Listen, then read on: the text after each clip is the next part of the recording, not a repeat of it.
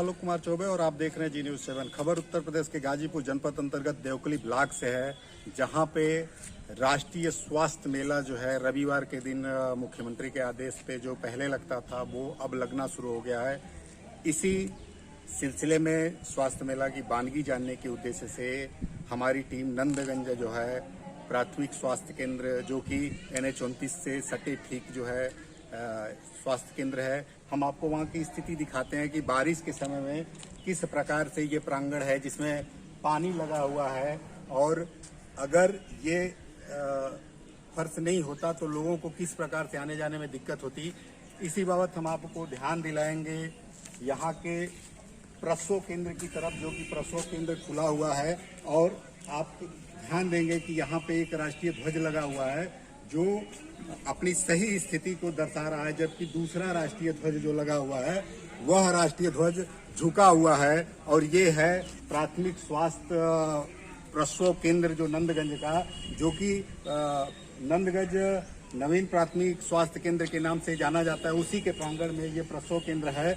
और ये राष्ट्रीय ध्वज तब झुकता है जबकि देश में किसी प्रकार की कोई बड़ी आपदा आती है, जो ये दर्शाता है कि हमारा देश शोकाकुल है, जबकि इसका ध्यान यहाँ के डॉक्टर को नहीं है, यहाँ के इनम को नहीं है, यहाँ के सारे संबंधित कर्मचारी अधिकारी का ध्यान इधर नहीं जाता है। मैं ध्यान आकृष्ट कराना चाहता हूँ यहाँ के जिलाधिकारी, यहाँ के मुख्यमंत्री और यहाँ से संबंधित जो भी इसके अधिकारी हैं जो स्वास्थ्य विभाग से संबंधित हैं, क्या उनका ध्यान इस पे नहीं जाता?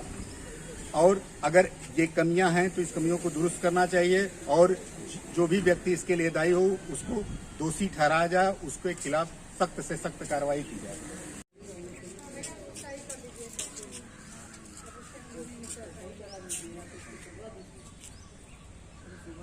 इस समय हमारे साथ जो है यहाँ की प्रसव केंद्र की संचालिका हैं, जो इनको एनम पद पे, आपका पद एनम है ना, क्या नाम है आपका? नाजनीन बेगम। मैम, आपके ये सामने पानी लगा हो, इस बाबत आपने कभी किसी से शिकायत करी, लिखित अधिकारियों को दिया?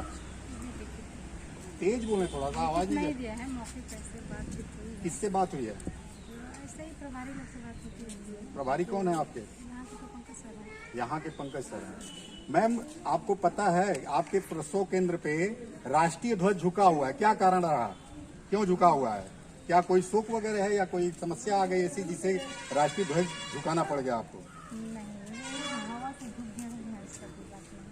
तो क्या आपका ध्यान कभी गया उधर?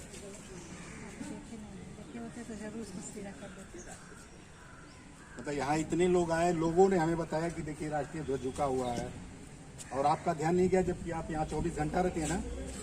रेजिडेंशियल आवास मिला आपको? आपके साथ क्या हो? दंडनीय अपराध होता है राष्ट्रीय ध्वज झुकना। क्या कहती हैं, बताएं?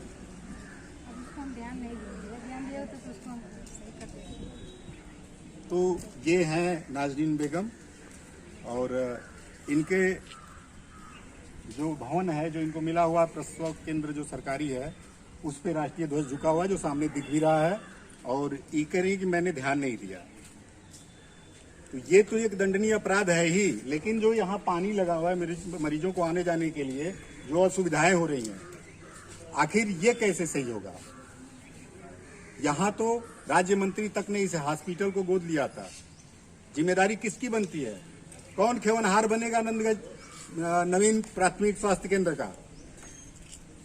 जिलाधिकारी महोदय, आपको गाजीपुर जनपद में इसीलिए यहाँ की कमान दी गई है कि सारी असुविधाओं को आप दूर करेंगे और जो दोषी होगा इसके खिलाफ उसको दंडित करेंगे।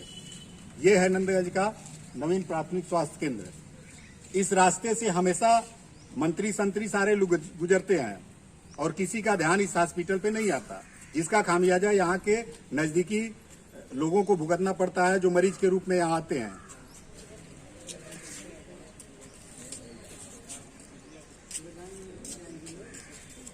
मैं बताऊं आपको कि यहाँ की एनम है नाजनीन, और ये प्रसव केंद्र की सारी जिम्मेदारी उनके ऊपर पड़ती है, और बाकायदे यहाँ पे प्रसव केंद्र पे उनका नाम लिखा हुआ है संगीता वैभव नाम जो है लिखा हुआ है, और इस पे जो नया रंग रोशन होना चाहिए ये भी नहीं हुआ है हॉस्पिटल में, और तमाम तरह की समस्याएं हैं।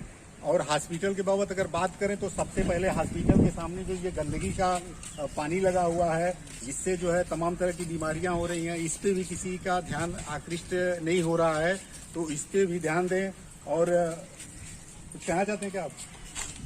बताइए, इसको मत पकड़िए, आप बताइए, बोलती रहिए। जी हाँ सर, ये प्राथमिक स्वास्थ्य केंद्र पर जो स्वास्थ्य केंद्र बना हुआ है, यहाँ तो मर्ज की स्थिति बनी हुई है। जल जमा हुआ है, इतना इसमें कीटाणु है, और कीटाणुओं की वजह से तमाम तरह की बीमारियाँ पैदा होने की संभावना है।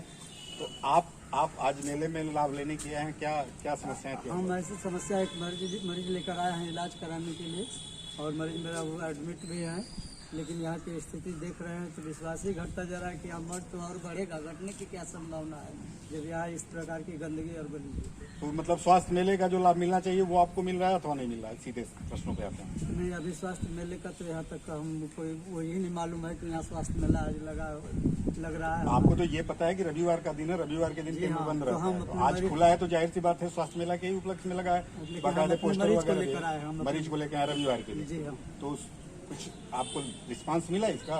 रिस्पांस मिल रहा है, इलाज तो करा रहे हैं, लेकिन यहाँ की स्थिति बड़ी दयनीय हालत है। आपका नाम क्या पड़ेगा?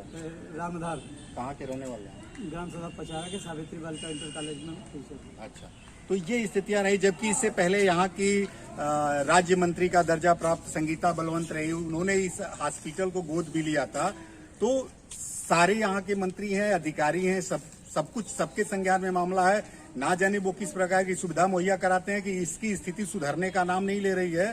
और हद तो तब हो गई जबकि हमारे देश का राष्ट्रीय ध्वज जो है यहाँ पे झुका हुआ दिख रहा है, और इस पे किसी का ध्यान नहीं जाता।